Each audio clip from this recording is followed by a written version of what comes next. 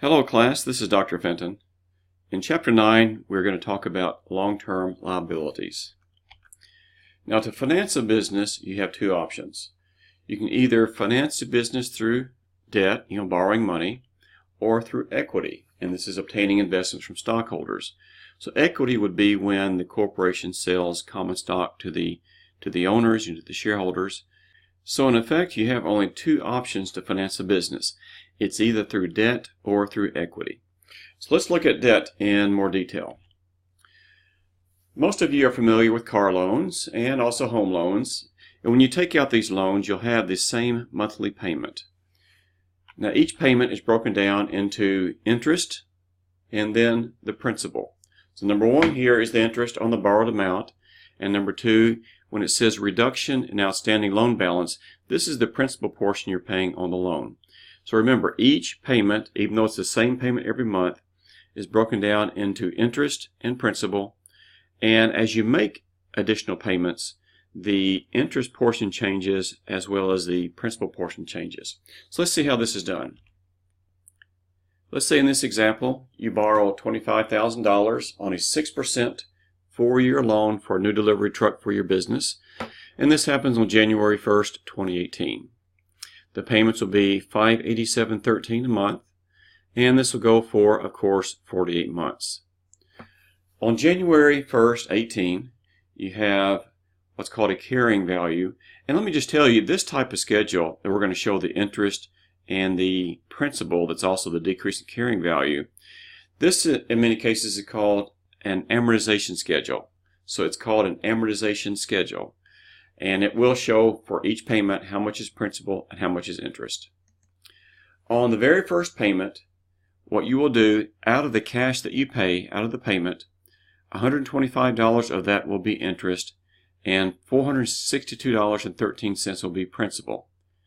To find the interest portion, you'll take the carrying value of the loan, the amount that's outstanding during this month, $25,000, times 6%, times 1/12, because you need to remember that 6% is an annual interest rate and the 1/12 is for 1 month out of the 12 months for the year. So out of the payment, you calculate the interest first, and then the remaining portion, the $587.13 minus the 125 equals 462. This is the principal you're paying, the 462.13. Then what you will do is, in this carrying value column, is take the $25,000, the original amount of the loan, and subtract the $462.13 from it to get a new carrying value of $24,537.87. What this carrying value shows after the first payment is this is what you still owe on the principal amount of the loan. So it's the original amount, $25,000, minus the principal you're paying out of the first payment. So $24,537.87. In the next payment, at the end of February 2018, again, still the same cash payment you're paying for the loan. Now we see we only have $122.69 as interest. That's because the amount of the loan, the carrying value of the loan, in other words, has decreased. And if you take $24,537.87 times 6% times 1/12, then you will get $122.69. So as your carrying value reduces, as your amount that you still owe decreases, then your interest will decrease. But if the payment's the same every month and your interest decreases, then look, your principal portion increases. So out of every month, and this will happen for the full 48 payments that you make, the payment's the same, you'll have less going towards interest and more going towards principal. Get down to the very last payment. Here we are 4 years later. Same payment that last month, only $2.92 is interest. And that's because the amount you owe is $584.21 on the loan. That's the balance of the loan right before that last month. If you took this times 6% times 1/12, you get $2.92. That leaves the other larger portion of the monthly payment as all principal. And that equals, it always works out this way, it wipes your loan balance to zero. So So at your 48th payment, again, here we are 4 years later, that payment will wipe out the balance of the loan. This works for, delivery truck loans like here, car loans, home mortgage loans, even if it's 15 or 30 years. It all works the same. Let's look at some entries. So when you make the purchase, you borrow all the money for it. So your delivery equipment is debited $25,000 and you owe $25,000. There was no down payment, so you got zero down payment loan maybe from the dealer, and so they let you walk out the door with the equipment, but you owe the full $25,000. The first month, I remember in the amortization schedule, so $125 as interest. The cash is $587.13. So subtract and find the difference, and we are paying off part of the loan. There's the $462.13. The second month payment, if you remember those numbers, the interest was down a little bit because the principal of the loan now is only $24,537.87, whereas before it was $25,000. But this new carrying value times 6% times 1 month over 12, that's the $122.69. The payment's still the same, and so the note is, the principal amount of the note is $464.44. So you would do this for every monthly payment.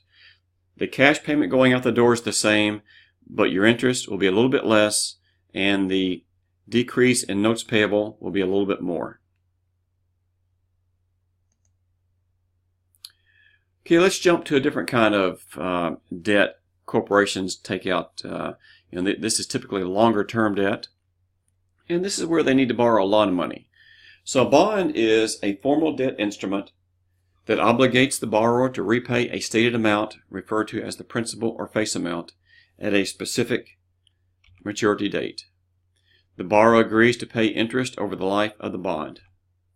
And typically interest is paid every 6 months. So those are the entries we're going to look at. So you borrow a lot of money at the beginning. You only pay interest payments every 6 months. And at the end of the life of this bond, it could be 5 years later, 10-year, 20-year bonds. It could be that, that long. You'll pay back the principal or the face value of the bond on that last payment date. Here's some definitions. Now, a secured bond is where there is a specific asset backed by now here are some definitions we need to cover. First of all, a secured bond means that the bonds are backed by collateral, which means you have specific assets in the business pledged in case you don't pay back the bond. So if you don't pay back the bond, then the bond holders, the investors, can force that asset to be paid to get money back from the bonds. If it's an unsecured bond, then you don't have specific assets pledged by collateral, and therefore these bondholders are just typical general creditors. A term bond is one that matures on a single date. So if you borrow $100,000 today and the bond is 10 years, then you'll pay the full $100,000 back at one time, 10 years later. A serial bond is where the bond issues in installments. So if you have a $100,000 bond, it's a 10-year bond, but it is a serial bond. You might have 1/10 of that bond being paid back 1 year, another 10th, another year. Like for example, you might pay the first $10,000 back at the end of the 10-year life of the bond. You might pay another $10,000 in year 11, another $10,000 in year 12. So you don't pay back the full face value all at once. A callable bond is where the corporation can, if it wants to, pay the bonds off early. A convertible bond is where the bond holder, the investor, does have the option to convert the bonds into common stock. And the bondholder would want to do this in the future if the value of the common stock increases and is higher than the value of the bond. But the callable feature is at the option of the corporation. The convertible feature is at the option of the bondholder, the investor. So let's look at the timeline of a bond. In this case, we start on January 1st, 2018. we issue, we the corporation issue $100,000 of bonds. Now when I say we issue, this means we sell bonds and we collect the cash. So issuing bonds means you're borrowing money. That's what that means. The interest rate is 7%. Bonds are due in 10 years. And let's calculate the interest. Interest will be $3,500 every 6 months. So remember earlier we said bonds usually pay interest every 6 months. So $100,000 face value of the bond times the stated interest rate 7% times 1/2 for half year. This could be 6/12, same thing. This is for half year of the interest, and so on June 30th you'll pay $3,500 in interest, December 31st $35,000, and you'll do that every 6 months for the entire 10-year period. We need to find out what is the issue price. In other words, how much do we sell the bonds for? We're going to collect cash, borrow money, and we sell these bonds, issue these bonds to investors. And the amount of the issue price is what the investors are willing to pay for the bond. Now, here are some rules you have to memorize. We're going to see a chart in a few more slides, but if the stated interest rate, in this case 7% in this example, is equal to the market rate of interest, and in this slide here the market rate of interest is also 7%, and so if the stated rate is 7% and the market rate is 7%, then the price of the bonds will be $100,000. Now you say, what's all this up here? Investors, when they have cash, they're trying to find an investment to put it into, then they want a certain return on the investment that relates to the risk that they're taking. So if the bonds here are 7%, and this is what the going rate of interest is for these type bonds, this type corporation with a certain credit rating, bond rating, if it's 7%, then the price of the bond will equal the face value. And you as an investor, you're thinking, what should I pay for this bond if in 10 years this corporation will pay me back $100,000, and every 6 months for this 10-year period they will pay me $3,500. So the present value of the face value of the bond, the face value being $100,000 times the present value factor, means that that's worth $50,000 $257 today. Now where does this factor come from? If you have the edition 4 of the textbook, you'll find this in the back of the textbook starting on page P1, and you'll have a list of present value and future value tables. Now table 2 is the future value table, and what you will do to look up and find this factor, you have a 3.5% interest rate, because we have to break this down into 6-month increments. Interest is paid every 6 months. So 3.5%, and number of periods then is 20. So if you have a 10-year bond and you pay interest twice a year, that's 20 interest payment periods. So number of period is 20. The interest rate is half the full annual rate, 3.5%. So if you go to the table and look down the 3.5% column, and this is on page P2, 3.5%, 20 periods, you will see this factor, 0.50257. And so $100,000, 10 years in the future, today is worth $50,257. The interest payments, these are not one lump sum payments. These are payments every 6 months. This was a lump sum payment. That's why we use table 2 in the back of the book. Now for this one, we need table number 4. And you have the present value of an ordinary annuity in table number 4. So what you will do is look up, again, 3.5%, that column. Number of periods will be 20. If you go down the list to the 20 period, you will see this factor, 14.21240. So if you take the interest payment of $3,500 times that factor, that means these series of payments, $3,500 every 6 months for 10 years, that's equal to a value of $49,743 today. Add these up, and this is $100,000. A little bit confusing, yes. I'll go through it with a couple more examples, and you'll need to go back and work the homework and the quizzes to get more familiar with this. Let's say now that the stated rate of interest is still 7%, but the market rate of interest in this example now jumps to 8%. The market rate of interest changes really almost daily. It's what the investing public would want to earn on these type bonds. Again, bonds with a certain credit rating, certain bond rating. The present value of the principal. So again, 10 years in the future, and 20 periods, because we break this down into interest payment periods. So we take the 8%, divide it by 2, every 6 months 4%, 20 periods, 10 years times 2. Look this up in table number 2 under the 4% column, and you'll see a factor of 0.45639. So $100,000, 10 years in the future, really 4%, 20 periods in the future, is worth $45,639 today. Present value of the interest payments, $3,500. This does not change. The interest is always the face value of the bond times stated interest rate, which we did not change.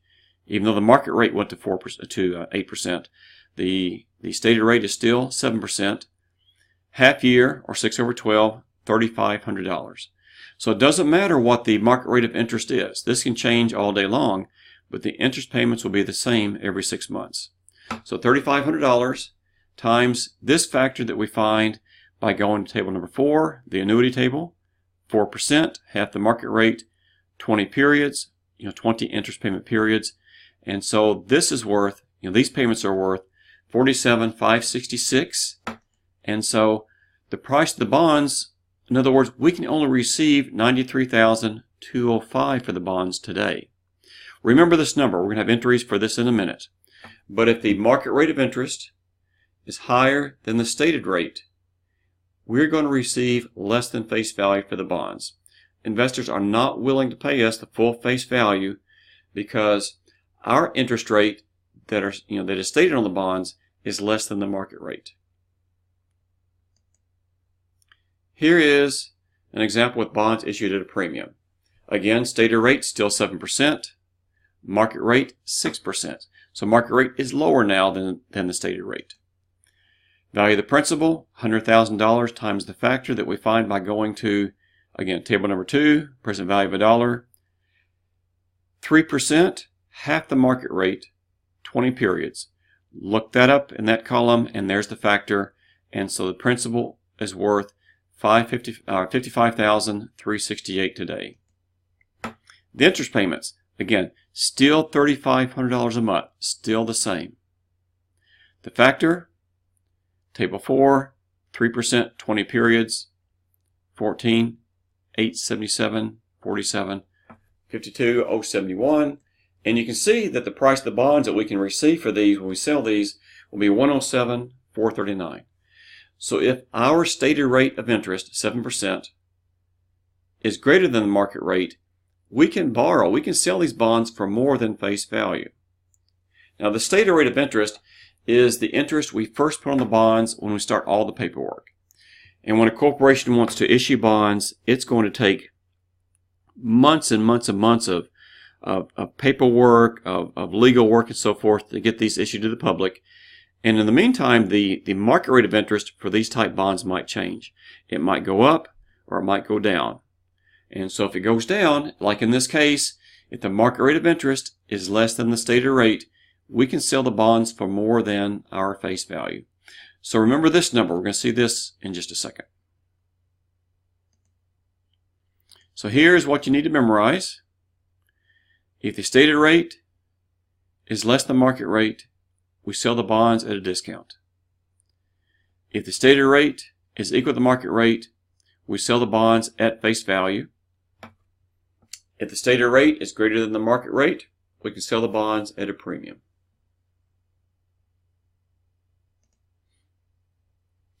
Let's make some entries.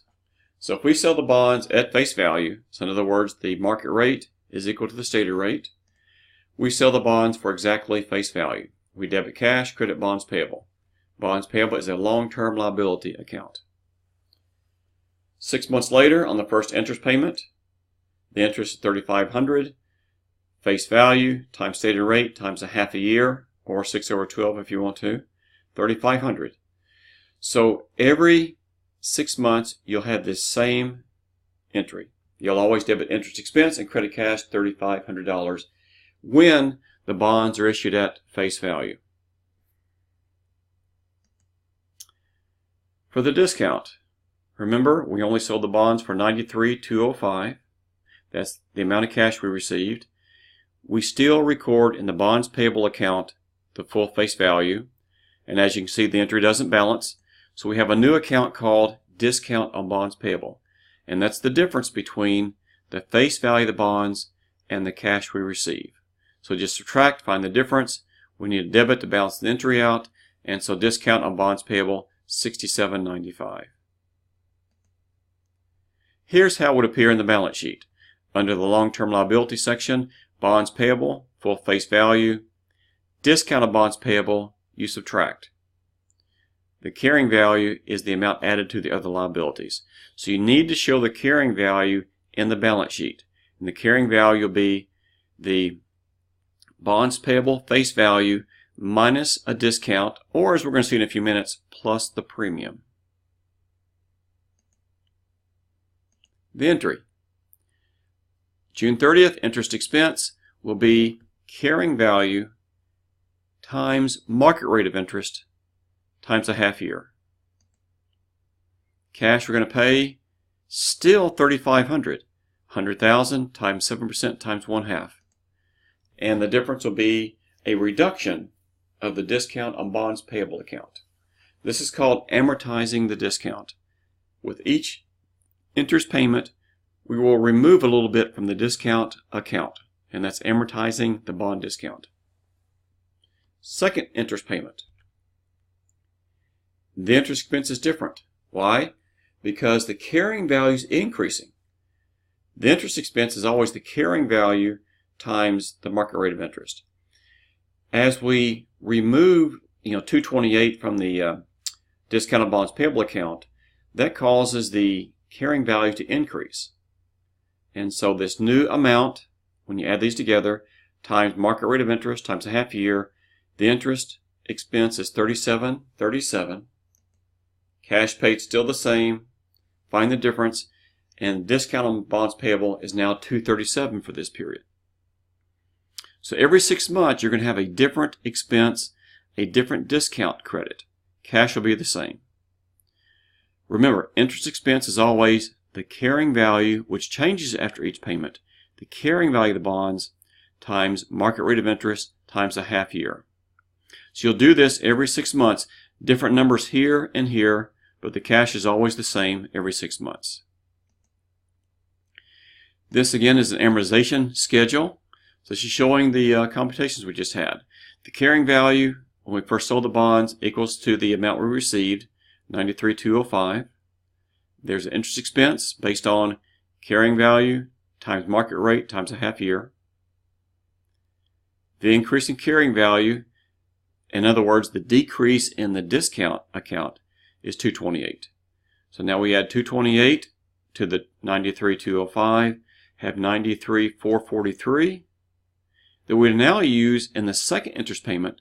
So if you take $93,433 times 8% times a half year, you'll get $37.37 as the expense.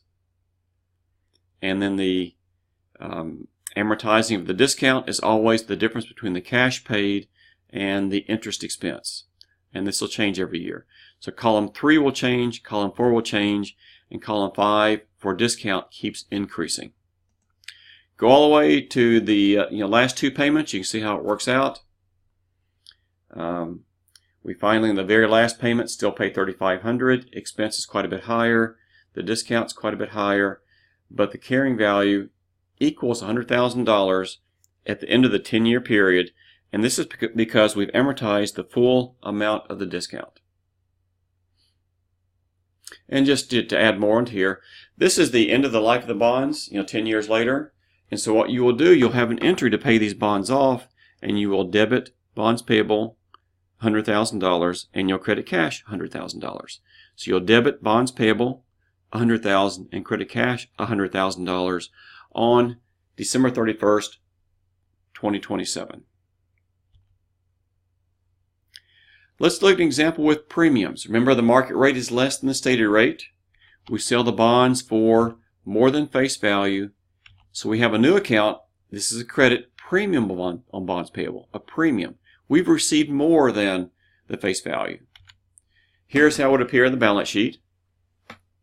$100,000, add the premium, and so the carrying value is $107,439. Interest expense. Just like before, it's the carrying value times market rate times a half year. In this case, the carrying value is more than the stated rate. The carrying value is more than the face value. Interest expense, $32.23.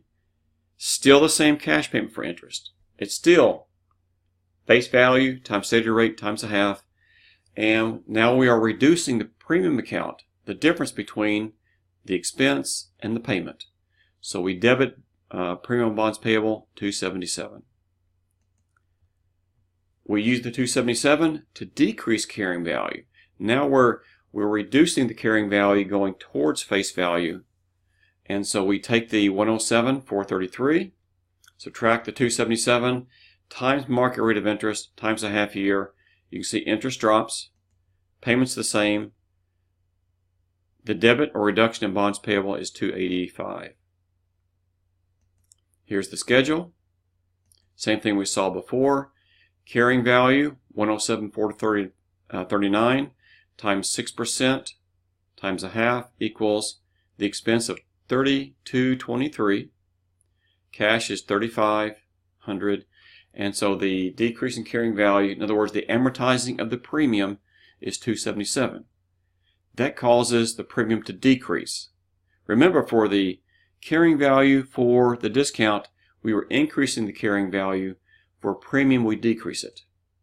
So again, interest expense will change every year, every 6 months, and the carrying value decrease.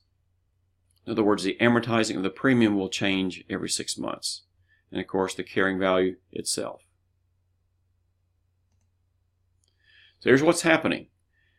Here was our first example. If we issue the bonds at face value, the carrying value is the same all the way through $100,000. If we issue the bonds at a discount, we start at $93,205, but after every interest payment, the carrying value, you see here, the carrying value goes towards the face value. And you get to that very last interest payment date, if you remember, then the carrying value equaled the maturity value. For the premium, we started high, but with each payment, we are reducing the premium, and that's reducing the carrying value.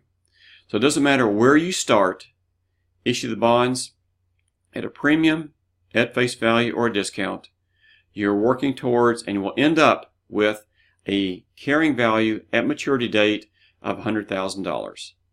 And then when you pay those off, at the end of 10 years, you will debit the bond payable account $100,000, and you'll credit cash for $100,000.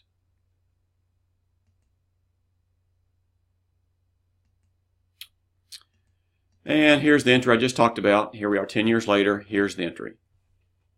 Debit bonds payable $100,000 and credit cash $100,000. And it does not matter, again, if you initially issued these bonds at a premium, at a discount, or at face value, this entry at the end of the 10-year period is exactly the same.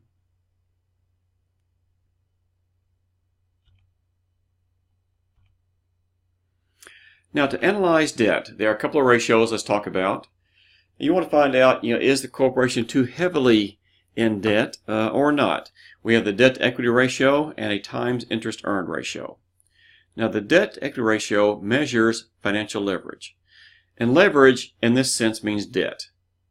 And so the ratio is total liabilities. This is current and long-term liabilities in the numerator, and let's divide by stockholders' equity. And so this shows you, how much liabilities you have compared to your equity. Okay, so the higher this number is, the more debt you have to equity. The lower the number, you have more debt than equity. Excuse me, more equity than debt. Yeah, turn that around. So a very common ratio here, debt to equity. You hear it all the time. Very simple. You look to the right side of the balance sheet, find total liabilities, pick that number up, drop it in the numerator. Look at total stockholders' equity, pick that number up, drop that in the denominator. Times interest earned ratio. This is an odd kind of ratio. It does indicate to creditors how many times greater earnings are than the interest expense. Times interest earned ratio. You don't hear about this ratio very much, but it is interesting. The numerator is sort of busy, but what you'll do is go to the income statement, pick up net income, add to that interest expense, also add to that tax expense. Put all those in the numerator, add them together, and divide by interest expense. You want to find out what is your income before interest and taxes. What's the total you have? Not net income, income before interest and taxes. That's what the numerator is showing you. And then if you divide that by the interest, it shows you how comfortable you are in paying the interest itself. How many times more than the interest expense payments you have is your income before interest and taxes. So it is a somewhat common ratio, even though you don't hear about it a lot. It is one that creditors would want to know. So this is in chapter 9. This is a very, very busy chapter, I know. There are a lot of numbers in those amortization schedules. So please go back and review this video. And as always, read the chapter a couple of times. Follow the examples through in the chapter.